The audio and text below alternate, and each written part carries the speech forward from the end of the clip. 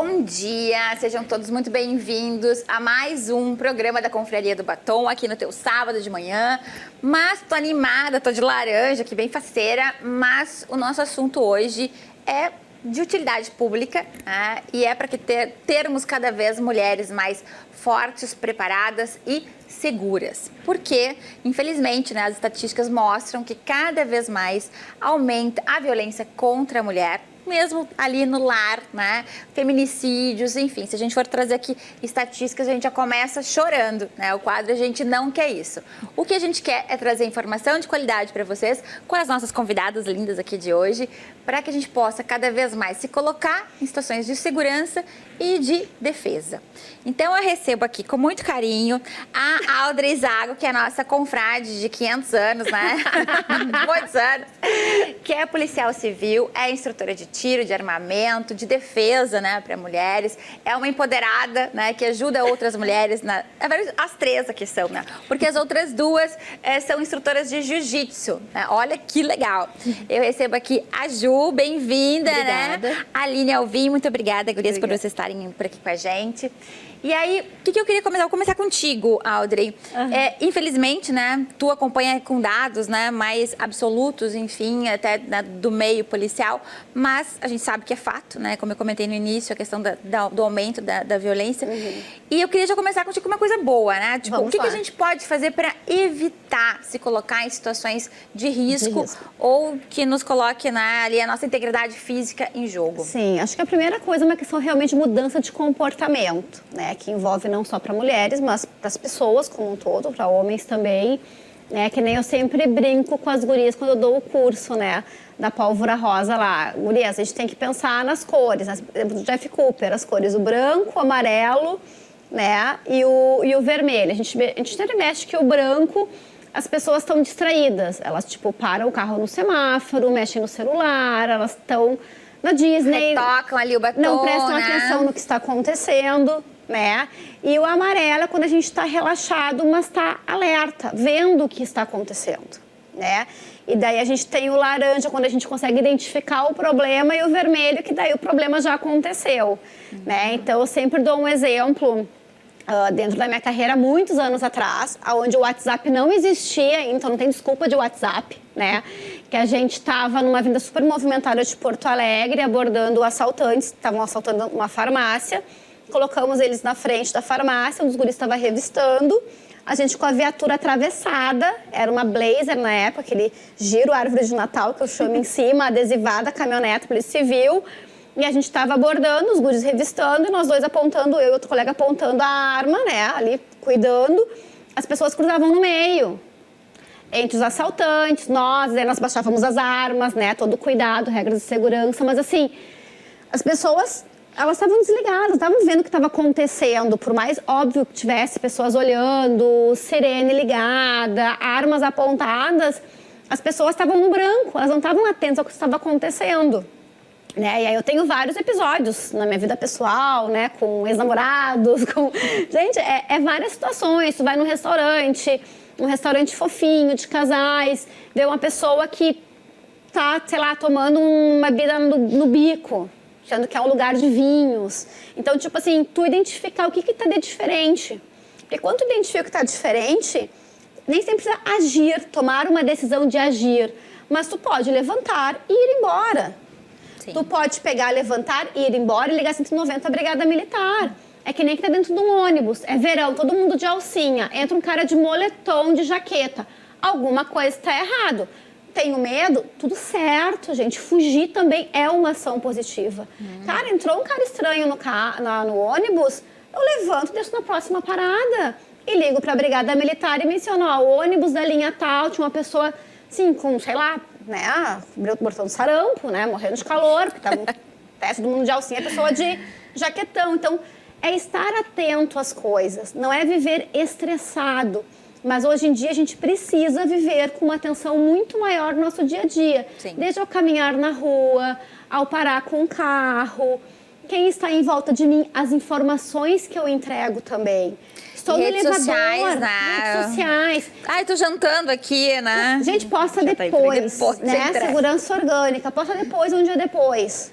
né? Foi num lugar, posso depois que teve lá, já tá em casa, ninguém tem que saber que realmente tu tá lá ou não. Que nem chamei a atenção de uma amiga minha que ela postou primeira viagem do meu filho pra Gramado com os coleguinhas, ela tava querida, tá emocionadíssima, a primeira viagem do filhinho dela. Cara, não posta esse tipo de coisa. Sim. Posta quando ele voltar de viagem, mas não que a criança foi viajar, tu entende? Não se coloque em risco, não se permita isso, né? Informações no elevador com pessoas estreitas falando lá que vai viajar, o que compra o dólar, que está indo para a Europa. Gente, evitem algumas coisas. São coisas tão pequenininhas, mas assim, ó, uma mudança de comportamento pode evitar um sequestro, pode evitar um assalto. Às vezes até sem querer, outra pessoa passa a informação para um terceiro, né? Comenta sem querer. Então, é muito importante ter esse cuidado. Tu comentaste que uma atitude, né, positiva é ocorrer, né, em determinadas circunstâncias. Mas, Ju, a gente pode também se preparar para enfrentar, né, determinadas circunstâncias. Como é que tu chegou, né, na luta e hoje, né, empodera mulheres dessa forma? E até que ponto essas situações que, né, postei, fiz tudo errado e cheguei numa situação de... tipo, eu não fiz o que a Audrey disse e cheguei numa situação de perigo, né? Até que ponto é indicado, né, para uma mulher que já... a partir de que momento dentro das artes marciais, e que tu falasse um pouco sobre o jiu-jitsu, né, que é a tua especialidade, ajuda as mulheres a se protegerem, né? Eu cheguei no jiu-jitsu por um acaso, né? Cheguei lá sem saber mesmo que eu ia fazer um jiu-jitsu. E quando eu cheguei lá, eu era a única menina. E sempre a minha missão foi empoderar meninas. Sempre. Porque a minha missão era nunca querer ficar sozinha, né? Sempre. Que legal. E eu sempre fui agregando mulheres cada dia mais. E mais e mais. E a gente sofre muito em mulheres chegando e mulheres saindo. Isso é um fato. A nossa luta lá ainda é de agarração, né? De um contato físico, né? Como a Aline sempre fala. A gente tem um contato físico de querer se defender. Se a gente vai sofrer um assalto, se a gente vai sofrer um abuso, a gente vai chegar ali no contato físico, né? Então, aí, a gente teve ainda o curso do Pólvora Rosa. A gente teve um Pólvora Rosa Defense, né? E foi muito bacana. As gurias gostaram muito. A Audrey ficava com um pouco de meninas, eu e a Aline com mais um pouco. A gente separou a parte que era da linha de tiro e a parte que era de defesa pessoal, né, no curso. Então, foi bem bacana. Foi ótimo, né? A gente tentou explicar para elas não entrarem em desespero quando chegassem no abuso, né, propriamente dito, se chegassem. Tudo vai ter um jeito, né? Às vezes ali, na hora do abuso, a gente demonstrar que está no clima, vai ficar muito melhor de sair, né? Então a gente mostrou algumas posições para mostrar que tem jeito. Claro que não foi em 3, 4 posições que elas vão sair que, não, a gente vai poder sair na rua agora, a gente vai poder se defender, né? Não era isso também que a gente queria passar. Mas a gente quer passar que se elas fossem, frequentassem, né? Vão poder sair com mais cuidado, vão poder sair sabendo que existe um jeito, né? Isso independe do porte físico, pode ser... Independente do porte físico. Pode ser uma mulher mais miudinha, mais magrinha e tal. Isso eu garanto, porque olha o meu tamanho, né? Não, mas tu faz... né? diferenciada. Eu geralmente sou a única mulher dos cursos operacionais que eu faço, muito difícil. Em 2021 eu fiz 17 cursos, em 2021, de tiros e operacionais, e em todos eu era a única mulher. No 1, eu era a única mulher, em todos os 16. Então, o que acontece? A gente vê que, independente do nosso tamanho, o porte físico, a gente consegue resolver, consegue fazer as coisas, que tudo é jeitinho e tudo é técnica, treinamento. Né? Treinamento. Que nem a Ju colocou um pontinho ali nas meninas, né? Uma sementinha que elas precisam aprender a se defender.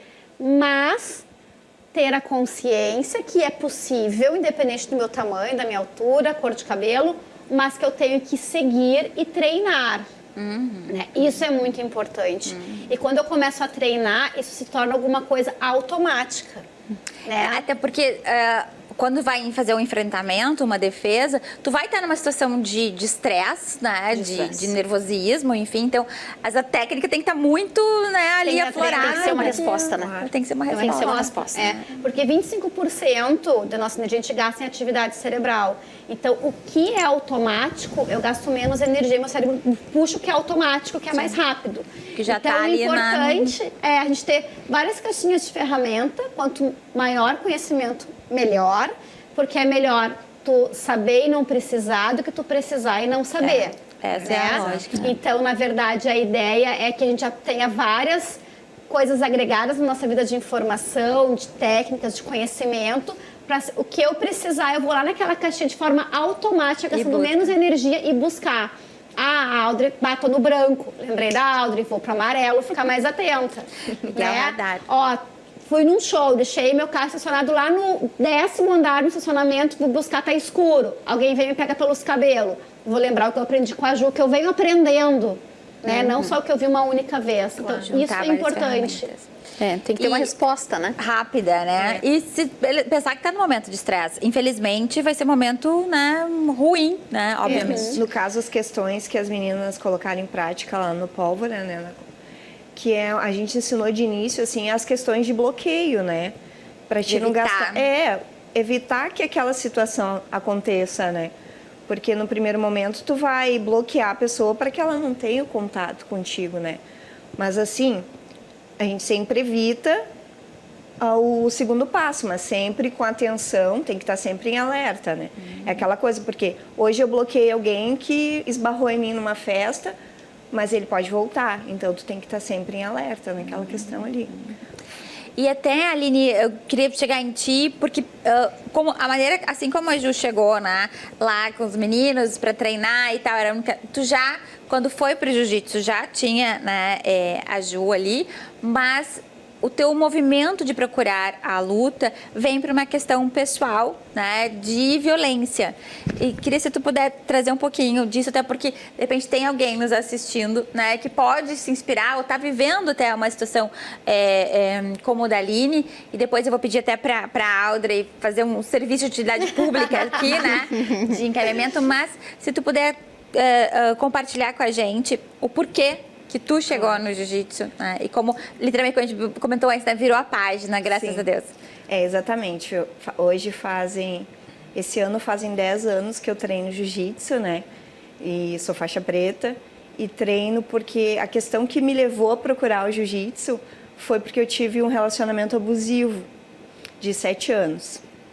E quando eu me vi, né, livre daquilo, tipo, eu tinha muito medo que acontecesse novamente, né? Porque tiveram fatos, assim, tipo, de me perseguir, questões, assim, de ir até meu trabalho e coisas assim. E daí eu comecei a pensar, assim, sempre gostei... Desculpe, teve violência física, algum tipo de abuso? Teve violência durante os anos, sim, assim, teve algumas questões. E a mulher, às vezes, ela não consegue se ver livre daquilo, né? É bem complicado, assim. E hoje em dia a gente tem até... perto, próximo, e a pessoa não tem coragem de abrir aquilo, né? É bem complicado, assim. Mas quando a página vira, nossa, assim, é outra libertação. vida. Isso, é outra vida. E aí foi que me levou a procurar o jiu-jitsu. Aí procurei uma academia, né? Eu tinha um amigo em comum que treinava já, foi quem me levou para treinar, onde eu treino hoje em dia, né? E fui em busca da minha defesa pessoal, né? Até, graças a Deus, não precisei usar. Que até bom. Então, nunca precisei. Mas é o tipo de usar. coisa que é melhor a gente saber, melhor a gente ter ali a técnica bem apurada. Exatamente. Tem que saber, mas não precisa botar em prática, né? E essa questão aí, depois coloquei o jiu-jitsu como se fosse o meu amor, assim, né? Porque eu me identifiquei muito. Eu treino numa academia onde praticamente eu sou a única mulher, né? E eu alcancei o meu respeito e tudo mais lá, me empoderei e tal. Hoje em dia eu tenho uma turma feminina de jiu-jitsu. Que legal. Né? Tento sempre empoderar outras mulheres, inspirar elas. Tenho grandes inspirações no jiu-jitsu, também temos grandes mulheres aí, né? E É isso aí. E vocês trouxeram, né, como são representantes muito importantes do esporte, né, aqui, e também como uma forma de defesa, que outras artes marciais, gurias, a gente poderia recomendar para quem está em casa, que também é uma forma de defesa e para a mulher especialmente? Vocês sabem de alguma que pudesse também, para quem de repente não gosta do jiu-jitsu, não se identifica, buscar uma outra forma de, com movimentos, né, com o próprio corpo, evitar, fazer bloqueios, enfim? O Muay Thai, eu acho que é uma arte marcial. Está se destacando muito. E tem bastante mulher praticando, né? Muita. Acredito que tem até mais mulheres no Muay Thai do que no Jiu-Jitsu, né? Porque o Jiu-Jitsu tem aquele conceito de o contato físico, né? Por ser um esporte de alto rendimento também, a técnica, a parte física é muito puxada e as mulheres acabam tendo aquela relutância, assim, né? Então elas procuram uma outra arte que tenha mais a questão, até porque é em pé também, grande parte, né? A gente fica muito no chão, né? Sim, sim. Nossa, Mas o chão é importante, né? Eu faço boxe, adoro boxe, né? Eu não faço nada que envolva a perna, como eu tenho um problema no meu pé, então eu não posso bater o pé. Então, O Muay Thai tem isso. então eu não tenho que evitar bater meu pé. Por causa de uma cirurgia que eu fiz, senão eu estaria fazendo jiu-jitsu. Mas realmente, eu vejo que o Gil, né, dentro da minha profissão, né, por coisas que eu já passei, já vivenciei, já entrei em vias de fato já várias vezes, né? Foi uma necessidade até para salvar uma pessoa uma vez. Então, assim, realmente, eu para mim, eu faço boxe, gosto, eu luto, eu me defendi muito bem às vezes que eu precisei, mas quando tu vai pro chão, eu vejo a importância de saber o jiu-jitsu. Eu fiz um treinamento, né, com o Mohamed, um tempo atrás, e realmente, quando tu tá no chão, falta técnica. Realmente, o jiu-jitsu para mim hoje, eu vejo com bons olhos, assim, vontade de fazer o Gil, né, e não posso, mas para mim é muito completo, assim. Que jeitinho meigo, né? Eu vou fazer o Gil. Audrey, queria terminar essa nossa sala, nosso bloco tá indo. Eu falei pra vocês, passa muito rápido. Mas que tu deixasse pra gente quais são os canais, né? Se eu sentir, primeiro, tô num ambiente, vi que tem alguma situação anormal, liguei o radar, ou tô na rua, ou tô chegando em casa, enfim, ou me coloquei numa situação, né? Ou não. Tem uma situação em casa, muitas vezes, né? Uma vizinha, enfim, uma amiga passando. Quais são os canais hoje indicados, os canais oficiais de você buscar ajuda junto à polícia? Claro, primeira coisa, 190, né? O telefone da Brigada Militar, cai numa central, qualquer emergência, gente, ligue pro 190, o pessoal é ótimo. Outra coisa, Maria da Penha. Gente, não é só se eu apanhei, não. A parte da Maria da Penha é perseguição, ameaça, violência verbal também é uma violência e é muito agressivo, né? Causa um dano, às vezes irreparável, né? O trauma psicológico. Então, assim, para registrar a Maria da Penha, em Porto Alegre temos Delegacia da Mulher, em várias cidades do interior tem Delegacia da Mulher. Se não tiver a delegacia mais próxima da sua casa, pode registrar e deve registrar a ocorrência policial, né? E uma coisa assim, ó, tipo, será que eu tô exagerando? Pensa se fosse tu contar essa história para tua amiga, se fosse, na verdade, desculpa, se fosse a tua amiga te contando essa história, o que tu falaria para ela? Falaria para ela registrar a ocorrência, por que tu não te empoderou ainda para registrar a ocorrência? Chama a tua amiga ou um amigo da tua confiança e vai junto registrar, porque a gente sabe que é difícil, tem que ter coragem, não é fácil registrar uma Maria da Penha, uma ocorrência policial, mas assim, ó, estou em perigo, 190, vai numa delegacia, registra a ocorrência, tem que tomar uma atitude. Não dá para deixar as coisas evoluindo, porque dá o passo a passo, né? Sim. É o empurrão. É a crescente, né, da violência. É a ameaça verbal, é a perseguição. Então, a gente não pode deixar chegar no fim. Né? A gente tem que cortar o mal pela raiz, realmente se afastar. Eu acho que isso que a Audrey comentou aqui finaliza bem aqui, tomar uma atitude, né? Seja a atitude de me empoderar, né, e saber lutar, saber me defender, bloquear, enfim, espero nunca precisar, mas fazer isso, buscar outras formas, né, de defesa estar, né, sabendo ali facilmente onde tem uma delegacia da mulher, estar atento, inclusive, às amigas, né? E ajudá-las nesse sentido, a dar passos que muitas vezes sozinhas elas não vão fazer, né? Ou não vão perceber os sinais, porque violência não é, como a gente falou, só física, né? Tem uma série de outras violências. Então, eu acho que é isso. Tipo, é estar alerta, né? É o tomar iniciativa, é o estar aberto a acolher, né? Encaminhar também pessoas conhecidas e colocar-se em segurança, né? Que eu acho que é o mais importante para todas nós. Gurias, muito obrigada, né? As 3 empoderadas aqui nessa sala hoje. 4, porque eu me incluo também, sou empoderada. Isso aí. Obrigada pelo convite. Ai, um prazer recebê-las aqui, gurias. Então a gente termina, né, esse bloco. Vem agora um intervalo comercial bem rapidinho e acompanhe aqui, siga nos acompanhando, porque o programa recém começou, né? E tem muita coisa boa por aqui.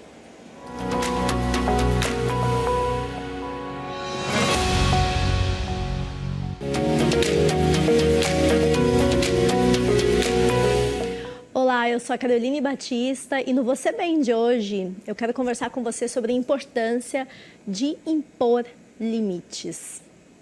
Algo que parece simples, né? Mas é muito difícil para todos nós. Vamos pensar nessa palavrinha, limite.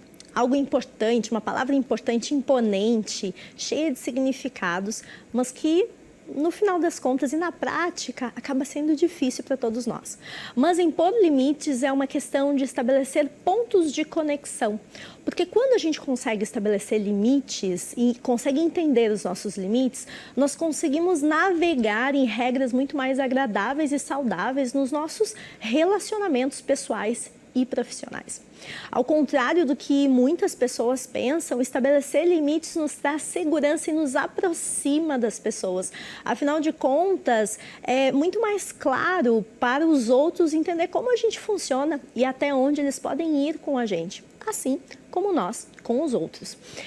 Nos sentimos seguros quando impomos limites e isso é necessário para que tenhamos relacionamentos saudáveis e todos nós queremos relacionamentos saudáveis, construtivos e empoderadores, não é mesmo?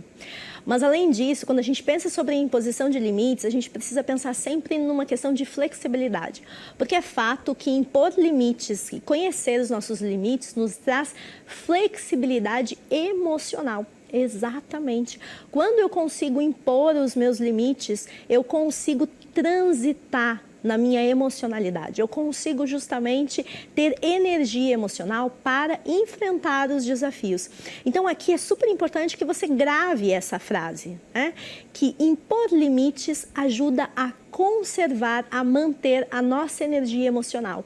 E essa energia emocional é que nos dá condições de enfrentar os desafios diários e cotidianos que fazem parte da vida de todos nós. Esses limites, eles precisam sempre ser flexíveis e, obviamente, a gente precisa estar sempre revisando e entendendo, será que esse limite que eu estabeleci nesse momento faz sentido? Ele está adequado ao momento de vida que eu estou vivendo ou não? E limites rígidos sempre vão nos colocar numa situação de muito estresse e de muita ansiedade. E, sem dúvida alguma, não é isso que nem você e nem eu queremos, certo?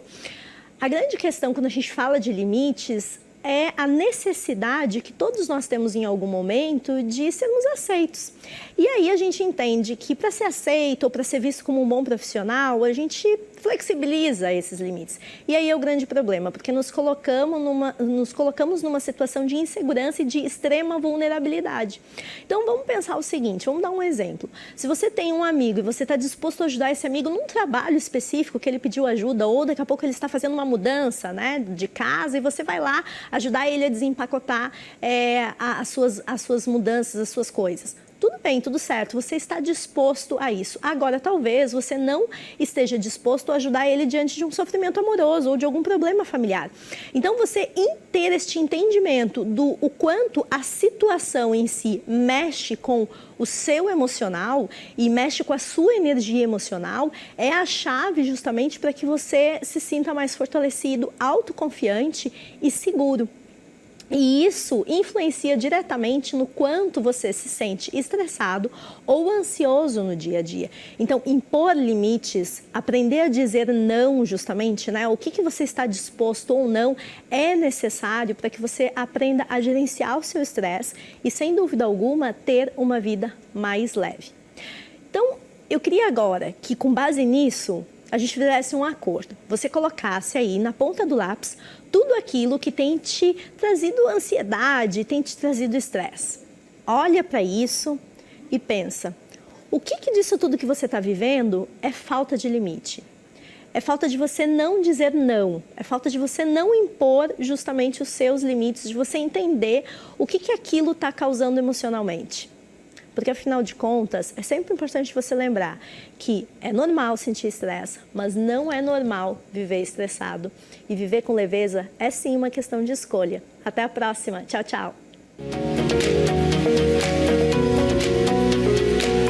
A puberdade é um momento de mudanças biológicas e fisiológicas no corpo das crianças.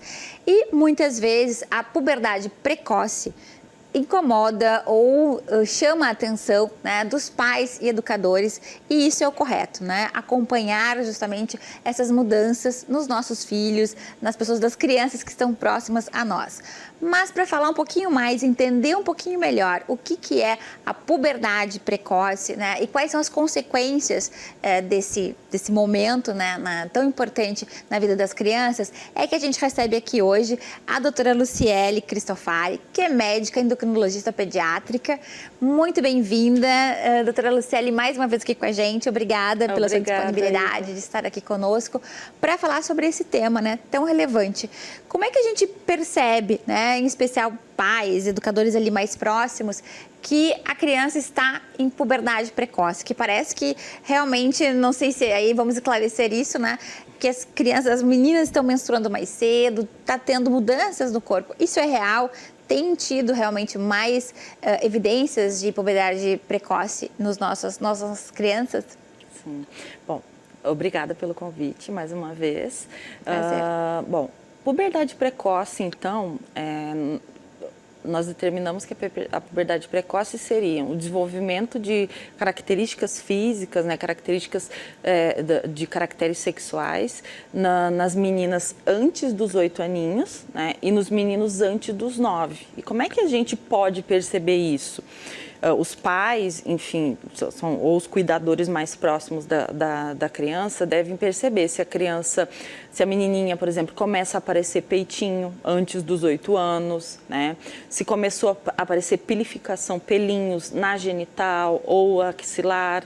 Também outro sinal de que tem uma ativação hormonal precoce, se a criança começa com odor, cheirinho embaixo do braço, um odor axilar, acne, né, um cabelo mais oleoso. Então isso tem que chamar atenção, porque sim, pode ter algumas consequências para o desenvolvimento dessa criança. No menino, né, a gente fala que puberdade precoce seria o desenvolvimento desses caracteres antes dos 9.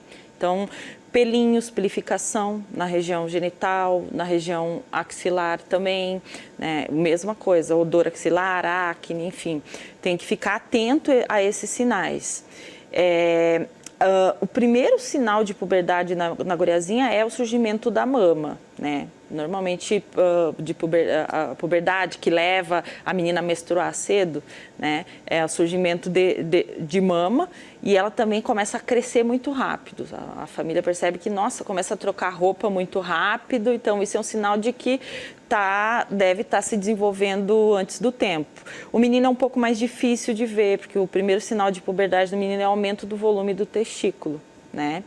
E um outro questionamento que me fizesse é se as meninas têm menstruado mais cedo. Sim, as meninas... Isso é real. Isso é real. Se a gente for ver lá no final do século XIX, né, nossas tetravós, enfim, elas menstruavam lá por volta dos seus 16 anos, 17 anos. E hoje em dia a média da menstruação, que é a menarca, a primeira menstruação, está em torno dos 12 anos e pouco. Então, realmente as meninas têm menstruado mais cedo, e existem algumas teorias, algumas explicações para isso. né? A gente sabe que com o desenvolvimento industrial, as pessoas têm tido acesso a muitos produtos industrializados. Os alimentos. Alimentos, né? Os alimentos industrializados, enfim, outros cosméticos, enfim, outras substâncias que podem afetar isso daí. E outra coisa bem importante, o acesso ao alimento e esses alimentos industrializados, que normalmente alguns deles, né, têm um excesso maior de caloria, faz com que as crianças ganhem peso. E a obesidade, ela está relacionada à antecipação da puberdade. E isso a gente tem visto bastante frequente, inclusive agora, depois do período de pandemia, né, que a gente tem vivido, na verdade, uma epidemia de obesidade infantil. E alguns estudos já mostraram que agora, pós-pandemia, as crianças ganharam mais peso pela questão toda de ficarem isoladas e tem alguma coisa já mostrando que aumentou o índice de puberdade precoce.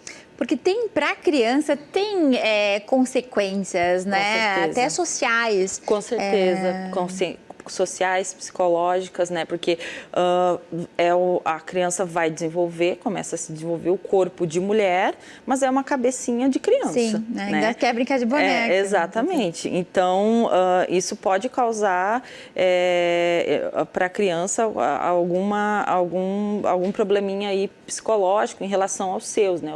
Aos amiguinhos, porque ela é diferente dos amiguinhos, da maioria deles, pelo menos, né?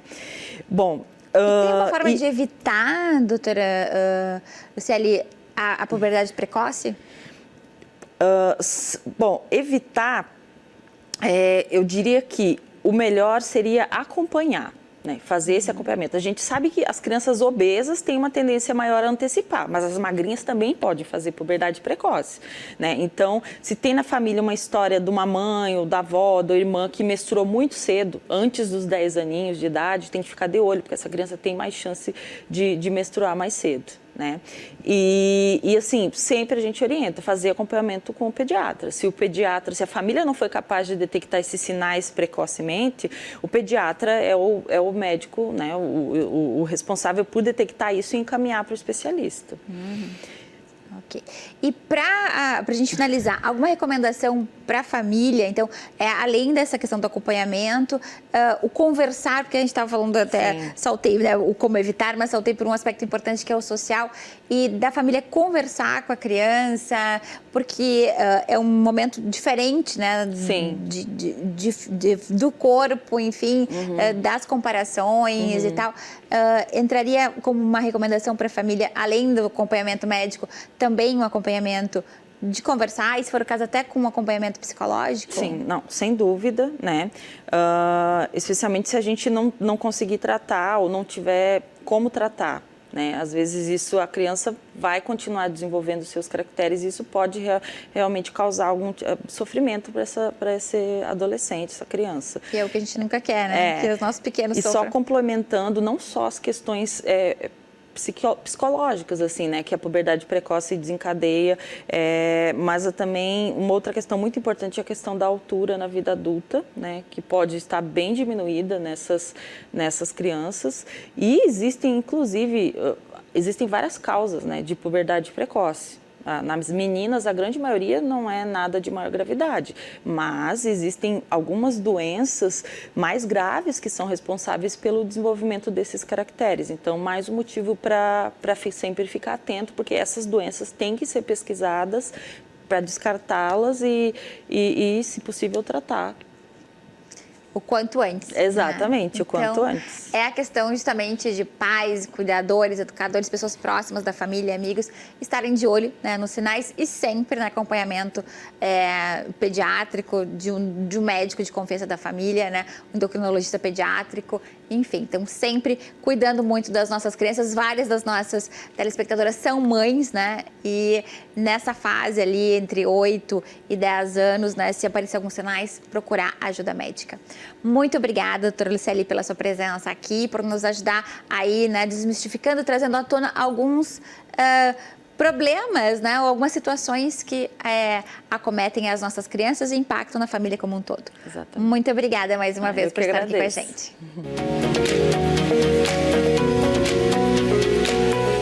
conflitos. Infelizmente, isso faz parte da natureza humana e está presente na nossa vida, inclusive no nosso dia a dia empresarial, profissional. Então, para falar sobre isso, como é que a gente pode minimizar os efeitos negativos, inclusive na gente mesmo, eu recebo aqui hoje nesse nosso quadro Carreira e Negócios a Valéria Santoro. Valéria, muito obrigada por estar aqui com a gente. A Valéria é mediadora de conflitos, é consultora empresarial, especialista em comunicação. Obrigada, Valéria, por estar aqui com a gente. Então, é fato mesmo, né? Tipo, não tem como, o conflito faz parte, está no nosso dia a dia, Valéria? Faz não tem parte. como imaginar uma vida totalmente sem conflitos? Não tem. Bom, primeiro, muito obrigada por me receber. Um prazer. É um prazer estar aqui conversando contigo, com todos. Realmente, olha, o conflito faz parte do nosso dia a dia. Ele faz parte da gente, né? Nós somos seres conflitados, a gente tem conflito com nós mesmos. A gente mesmo. Então, não tem como, né? Então, assim, não vamos pensar que nós vamos ter uma vida, ou podemos imaginar uma vida completamente sem conflitos. É uma ilusão. Paz não é uma vida sem conflitos, né? Paz é como nós vamos colaborar para resolver, para transformar esses conflitos da melhor maneira possível. Então, e o conflito não é negativo por si só. Ele é uma oportunidade de enxergarmos uma situação que precisa ser transformada, que precisa ser modificada. Então, em sermos criativos, pensarmos formas criativas de lidarmos com um processo de escassez, por exemplo, ou, como eu disse, de transformação. Como é que uma solução boa que contemple a minha necessidade e a necessidade do outro, tá aí a chave, né? Não é como eu quero. Porque às vezes eu chego ali, né, eu na mesa de mediação, por exemplo, tem que renegociar um contrato. Então, conflito, as duas partes não estão conseguindo negociar diretamente, vem para uma mediação. Aí um já chega, não, eu sei como é que eu quero, eu sei como é que é a solução. A solução é assim, tu me entrega, eu vou te pagar daqui 30 dias e tá tudo resolvido. O outro também tem a sua solução. Não, eu não tenho como te entregar nesse prazo, eu preciso de mais prazo, mas tu já me paga, porque é o que está no contrato. Né? Então, cada um tem a sua solução e estão aferrados naquilo e só veem aquilo como possível. Então, a melhor solução é aquela que, conversando, contemple os interesses de todos os envolvidos. Esse é um ponto importante. Na tua fala se percebe a questão da importância justamente da comunicação e da flexibilidade e da empatia. Poderia ter esses 3 elementos, Valéria? Com certeza, Iva, muito importante a empatia. Porque é muito importante, assim, tu te colocar no lugar do outro. Essa é uma frase chavão, mas ela é simbólica para que a gente consiga, assim, colocar na prática, né, o que eu estou dizendo por empatia. Mas é um interesse genuíno pelo que o outro está dizendo. É um interesse genuíno pela história do outro, por eu entender, assim, de onde vem aquele argumento, de onde vem, o que ele precisa, por que ele está dizendo aquilo, o que o motiva. Então, nesse caso simples, assim, do contrato, né? Deixa eu entender, por que tu precisa que seja entregue exatamente nesse dia? Né? Qual é a tua real necessidade? É o esmiuçar, inclusive, a comunicação, né? Isso, é aprofundar na comunicação dos dois lados, não só de um lado só, mas entender com mais profundidade da onde vem aquela história, né? O que está por baixo só daquele pedido. Então, eu tenho um pedido de um prazo mais curto, mas vamos entender por quê. O que eu posso fazer para atender aquele pedido e o que o outro pode fazer por mim também para facilitar e compor. Então, sim, uma comunicação melhor, mais empática e mais aprofundada, que aí sim compõe os interesses de todos. Então, por isso tudo, tu vê que o conflito por si só, ele não é negativo, ele não é destrutivo, ele não é ruim. A maneira como nós escolhemos lidar com os conflitos é que muitas vezes, ou algumas vezes, toma caminhos destrutivos, caminhos de ruptura de relações. Mas muitas vezes assim, é por falta do treino do diálogo, por falta desse treino da empatia que tu colocaste muito bem. Um aspecto que me ocorre também é a questão do gerenciamento emocional. Né?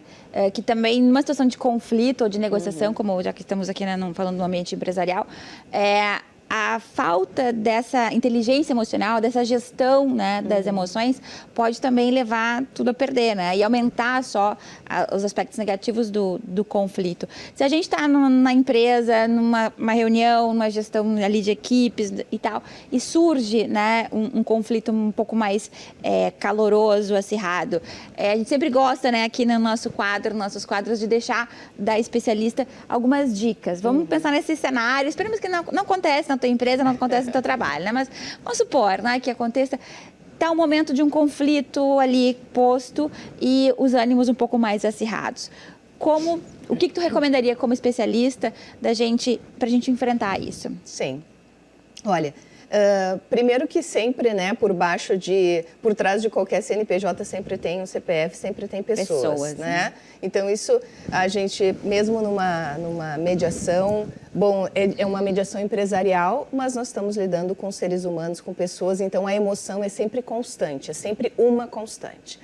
Mas uma dica muito simples é no momento que vem muita emoção, que os ânimos estão acirrados, pause aquela conversa, né? Se tu está numa reunião, levante para tomar um cafezinho, peça um momento, dê uma volta, se pode sair, vai até o toalete, enfim. E tudo bem de expressar isso, né? No sentido de... pessoal, né? Estamos num momento mais acirrado, eu sugiro uma pausa, né? Muito sugiro tranquilo. Que a gente...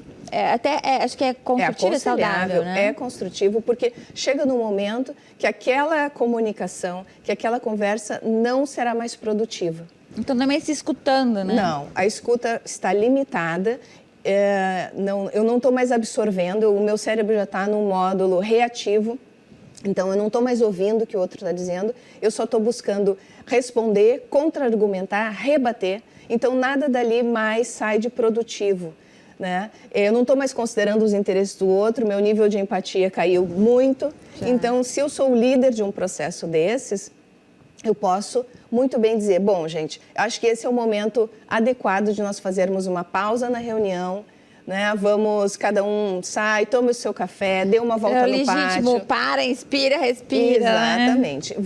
Retomamos daqui meia hora ou retomamos amanhã. Que até é melhor, conforme. Né? Melhor. Né? Vamos todos pensar, vamos respirar, vamos oxigenar o cérebro, façam outras atividades, não vamos mais tocar nesse assunto, né? Vamos adiar. Retomamos a pauta amanhã e aí sim podemos partir de outro âmbito de perguntas até, porque outros questionamentos podem surgir. E aí sim, como eu disse, soluções mais criativas podem vir à tona. Que bom, que bom. Olha, essa parece uma coisa tão simples, né? Mas essa parada, né? O respirar, o circular, ouvir outras pessoas, tirar, né, o foco, é algo super importante e viável da gente fazer. E aí, não só no empresarial, que está no quadro, né, do Carreira Negócios, mas também, seja na família, com amigos, enfim, é uma dica preciosa. Muito obrigada, Valéria, por estar aqui com a gente. A gente dá uma pausa também, então pode levantar e ali tomar um cafezinho. Depois tu senta aqui e continua vendo aqui o nosso programa, que está cheio de coisa legal. A gente vai para o intervalo e volta já já.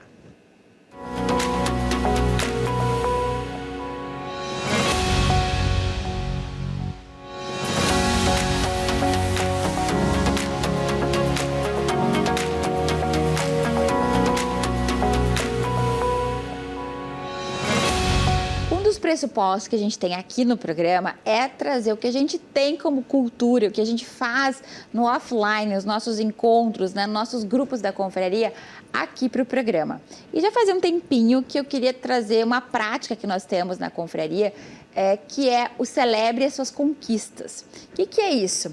A gente incentivar as mulheres, não só da confraria, mas as mulheres que estão à nossa volta, família, amigos, colegas, enfim, a reconhecerem e verbalizarem, compartilharem as suas conquistas, independente de que tamanho, que proporção elas tenham. Pode ser conquistas, né, relativamente pequenas para os olhos de alguns, ou conquistas grandes, né? Então, entra aqui uma questão que não importa o tamanho da tua conquista, celebre, né? Compartilhe, até porque ela pode, e esse é um dos intuitos, né? Servir como inspiração para outras mulheres, para que elas vejam, se ela pode, eu também posso, como é que ela fez, vou lá saber qual foi o caminho que ela traçou. Então, também dessa importância da gente reforçar que nós, sim, somos capazes, merecedoras e podemos, mas também que de maneira muito amorosa a gente possa inspirar outras mulheres. Então, eu queria estrear esse quadro e vou ter uma pessoa aqui muito especial comigo hoje, que vai compartilhar, até porque ela trabalha também com isso, ela trabalha com autoconfiança. A gente bateu um papo antes sobre a importância de reconhecer as conquistas para a construção da autoconfiança ou de uma confiança alta. E aí eu digo, tá, então tu vai ser a primeira, vai estrear aqui com a gente justamente esse momento de que a gente convida todas vocês a mandarem os seus vídeos, a estarem aqui com a gente, né, nos estúdios para compartilhar conquistas pequenas ou grandes. Eu recebo aqui para estrear esse quadro a Cris Calheiro, que é mentora de mulheres. Cris, muito obrigada, né, por topares aqui compartilhar.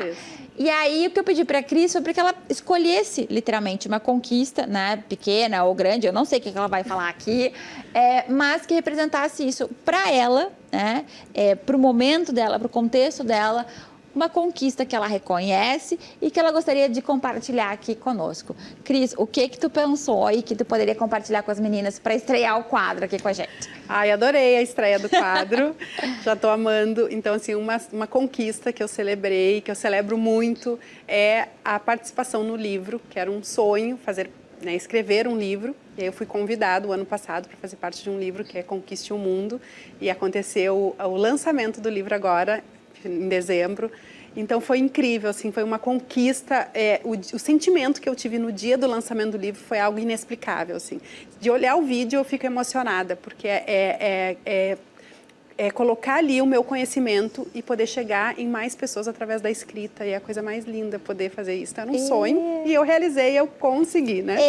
Então muito bem, aplausos. E eu celebro e recebo, eu sempre falo, é muito legal quando você celebra essas conquistas, falar eu recebo. Porque daí você está dizendo que você está aberta para receber ainda mais. Que bom, que lindo, que lindo. Parabéns, Cris, por essa conquista. Tenho certeza que várias outras. A Cris tem isso como hábito, eu também tenho isso como hábito. E a gente já começou a convidar e a cutucar outras confrades a celebrarem aqui com a gente. E a gente recebeu o vídeo da Fernanda Rosa, que é diretora da Mary Kay. E a Fernanda está com seu segundo carro, né, como reconhecimento aí da sua trajetória com a marca. Então, vamos escutar a Fernanda. Olá, me chamo Fernanda, sou consultora e diretora Mary Kay, fiz transição de carreira há 8 anos atrás, sou contadora de formação e decidi empreender no ramo da beleza. E o resultado disso, um resultado de muito trabalho, de muito aprendizado, de muitas escolhas. Hoje eu estou passando aqui para compartilhar com vocês uma excelente notícia, que é a conquista do meu segundo carro cor-de-rosa junto com a minha unidade. É muito mais do que um carro, ele é um símbolo da força do empreendedorismo feminino, da força da mulher, que sim, nós podemos ser quem nós quisermos, e a gente pode conquistar o mundo. O céu é o nosso limite. Então, mulheres, acreditem no potencial de vocês, acreditem nos sonhos de vocês e não deixem que ninguém digam que vocês não são capazes, porque ninguém para uma mulher altamente determinada. Um beijo. Que linda, Fernanda, parabéns, querida.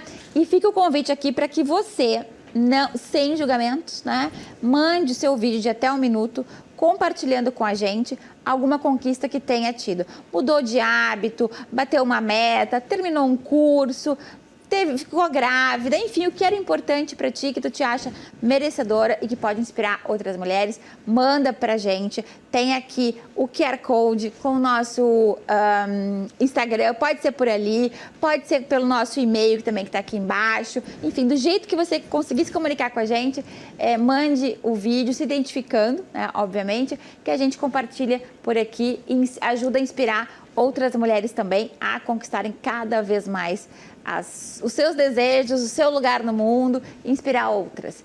Cris, obrigada por participar aqui com a gente hoje e a gente espera o vídeo, depoimento de vocês para compartilhar por aqui.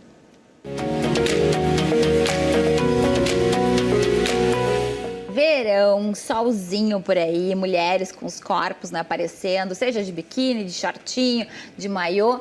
e muitas de nós quer ter um bronzeado, né? E aí a gente vem com a pergunta: existe bronzeado saudável?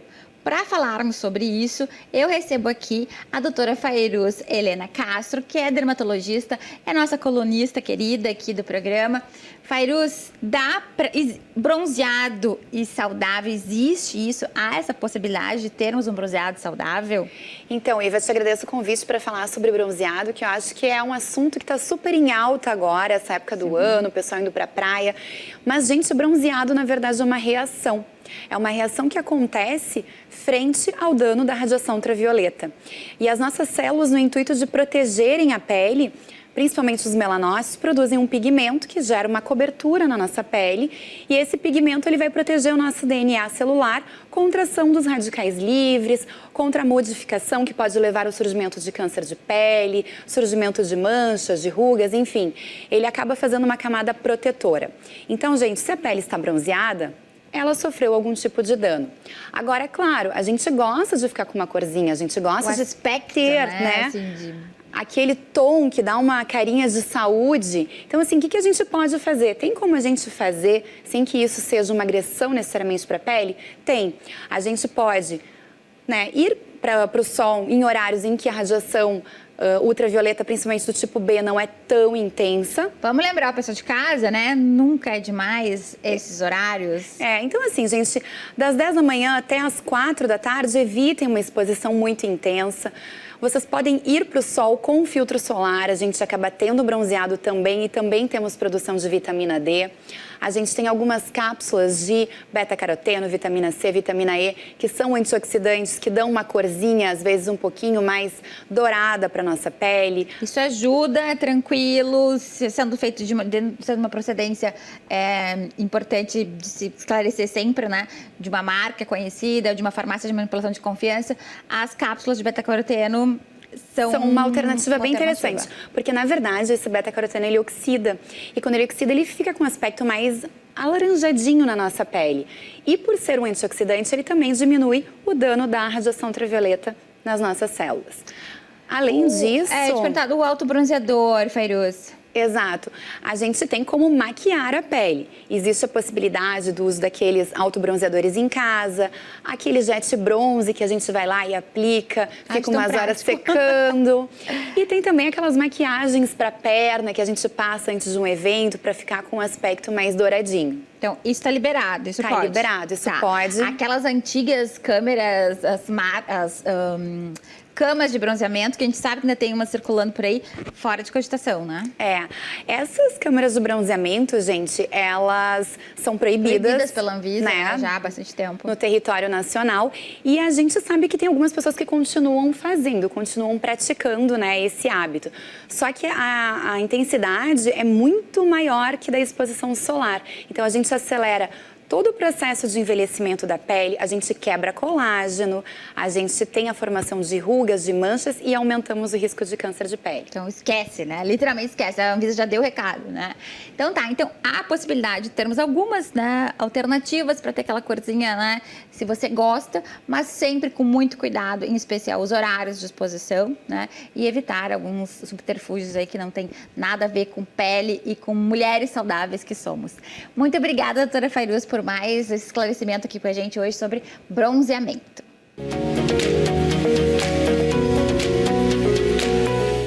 Bem-vindos a mais um Casa de Viver. Eu sou a Michele Ravadelli, sócia do Vieira Ravadelli, responsável aqui pelo cenário. Minha sócia, Gabriela Vieira. E hoje nós vamos falar sobre Casa de Viver Segura, um assunto muito importante. Como os nossos lares estão preparados para o decorrer da nossa vida, da nossa maturidade, do nosso amadurecimento. Esse assunto que é tão importante também, não só para os nossos familiares, mas também para nós num contexto geral de vida, até porque segurança é fundamental. Fundamental, e a maior parte dos acidentes acontece em casa, né? Em casa. Todo cuidado é pouco. Exatamente, foi feita uma pesquisa que a maior parte dos acidentes, tanto eles em idosos ou pessoas com baixa acuidade visual, são em casa. Então, são detalhes pequenos, mas que a gente pode evitar e trazer mais segurança. Nós vamos trazer como exemplo um ambiente que a gente fez numa mostra de decoração. O nome do ambiente era Estúdio 60+. E o cuidado que ele vinha era justamente este, de que a casa fosse segura, com vários aspectos aí que nós vamos recapitular agora, para que vocês então consigam anotar essas dicas. Sim, o ambiente ficou lindo, tive a oportunidade de visitar e aí sim a gente abordou aí nessa visita, né, Mi, todos esses aspectos que prezam então a segurança dos usuários. Então aqui hoje nós preparamos o top 3 para falar, para linkar então e ajudar vocês aí com dicas na sua casa. Iniciando então pela iluminação indireta presente nos rodapés do ambiente. Vocês podem observar então que essa iluminação, ela é uma iluminação difusa, né? Ela tem a funcionalidade aí, claro, estética, que fica um charme, né? Iluminação indireta, a gente adora usar no rodapé, mas nesse caso tinha uma questão aí funcional, que era balizar então o usuário até o banheiro, por exemplo. Então, fazer com que o usuário se deslocasse de forma segura dentro deste ambiente. Isso porque uma luz indireta, o que acontece? Os nossos fotorreceptores, né, não visuais, eles estão na parte inferior do nosso olho. Então, quando nós... É aquela coisa, né? A natureza ela é muito sábia. O sol está acima. Então, quando o nosso organismo recebe a iluminação do sol, ele entende que é o momento de despertar. E com esse posicionamento da iluminação no rodapé do ambiente, o nosso organismo não entende que precisa despertar, né? Então, é uma iluminação segura, e no sentido de conduzir o usuário pela casa de forma segura, olhando então o que está sendo iluminado, o que está ali dando a segurança para poder dar o passo de forma mais segura, né? E não desperta aí se tratando na questão hormonal, né? Então, porque o sono... Aí dá para continuar aquele soninho da beleza, né, Mia? E uma característica também dessa iluminação indireta é que pessoas com baixa acuidade visual ou deficientes visuais, e isso também é uma característica comum no decorrer da idade, a gente vai ficando com a nossa visão mais debilitada, é que ela não cria ofuscamentos, que o ofuscamento também faz com que ocorram mais acidentes, em função de que vai olhar para a luz, ela dá o ofuscamento e a pessoa pode se sentir até com mal-estar ou com alguma característica assim de visão realmente... de ofuscamento, né? Ele atrapalha ali, aí dá o desequilíbrio e pode vir a cair. Exato. Então, mais uma vantagem da iluminação indireta. Além de estética, ela cumpre essas funções aí de segurança. E a gente adora. Característica dos nossos projetos ter iluminação nos rodapés. Sim, e hoje a fita de LED ela vem aí, então, para trazer esse auxílio para nós, né, que ela é maleável, de fácil instalação, então tem todas essas características também, tanto de manutenção também, quanto financeira e de instalação. Exatamente, exatamente. E o top 2? Top 2, nossa lista. O top 2. Tô com a minha cola aqui, tá, Gabi? Tá, não, tranquilo. São as nossas ergonomia, né? Ergonomia. Inclusive, uma das características do nosso curso de design de interiores é que nós temos uma cadeira voltada para a ergonomia de interiores. Então, realmente, o design de interiores é bem específico para interiores. Diferente de uma faculdade, por exemplo, de arquitetura, que vai explorar realmente o arquitetônico, o design de interiores explora interiores. Na cadeira de ergonomia, a gente aprende, inclusive, as metragens ideais dos móveis, as dimensões. Então, isso tudo... né? Isso. Deixa eu acelerar aqui, Gabi, que já estão falando que tá acabando. Ai, meu Deus, corre. E, então, essa questão da ergonomia, ela veio através desse ponto forte na cozinha, que era a ausência dos móveis superiores, que também é uma grande incidência de acidentes, porque o que acontece? Tem um utensílio lá no armário superior, ou a pessoa dá um pulinho para pegar, ou sobe numa cadeira. Então, fazer com que todos os armários fiquem inferiores para que se tenha o alcance melhor é o ideal. Mais prático, né? Top Mais 3, fácil. bora! Ai, meu Deus, corre. As linhas orgânicas, né? Que foram o destaque aí desse projeto. Foi o ponto Lindo, forte né? do projeto. Quem entrava no ambiente elogiava. Ai, que lindo, né? Essa onda, essa continuidade ali das linhas. Então, as linhas orgânicas, aí eu vou puxar um pouquinho a questão aí da neuroarquitetura, elas são mais convidativas. O nosso cérebro, ele entende que é uma linha mais segura, né? Porque se a gente está tratando de uma linha reta, pontiaguda, o nosso cérebro entende que é perigoso, eu posso me machucar. Então, a linha orgânica, ela é mais flexível, ela é convidativa, ela convidava as pessoas a entrarem no ambiente e caminhar ali, passear. Então, usem e abusem das linhas orgânicas aí na casa de vocês, mais no sentido aí da segurança, né? Exato, mais uma vez segurança e estética juntas. Dá tempo de falar do bônus? Vou falar do bônus, tá? Dá sim. Dá sim. Uma das características também desse ambiente, deixa eu até explicar que esse ambiente foi assinado por mim, pela arquiteta Monique Mello. A Gabi entrou na sociedade do escritório um pouquinho depois, apesar de nós nos conhecermos... em outros carnavais. A sociedade foi oficializada depois da Mostra Elite. E o bônus, vejam só, um dos acidentes também não é só por queimaduras, tá? Mas por esquecimento é no fogão. Então, um cooktop por indução, ele te permite que tu deixe as coisas lá sem que elas queimem. Tu pode colocar a mão no cooktop, não vai queimar. Então, tanto para idosos também, mais uma vez, como para deficientes visuais e até mesmo para crianças, ele traz mais segurança. Dá tempo de mais um bônus? Dá, eu acho que sim, né? Rapidinho. Botão antipânico, um dos benefícios da automação. Um botãozinho antipânico do lado da mesinha de cabeceira. Aciona o botão antipânico, dá direto para o celular do primeiro familiar. Isso também já existe no piso. Queda, caiu no chão, o chão identifica ali, através da automação, a queda e também vai no celular do primeiro filho. Legal, então, né? muitos artifícios aí para que tenha realmente uma casa de viver segura. O design é aliado, né? As questões todas funcionais e estéticas da casa, obviamente. Então tá, encerramos por aqui. Obrigada pela presença de vocês. Esperamos que tenham gostado desse assunto que é tão importante, né? A segurança é sempre bem-vinda e vai sempre falar aí juntamente com a questão estética e simbólica. Temos ainda o trio aí Todas as memórias afetivas, né? Ali aliadas à segurança. Muito obrigada e até o próximo sábado. Até mais.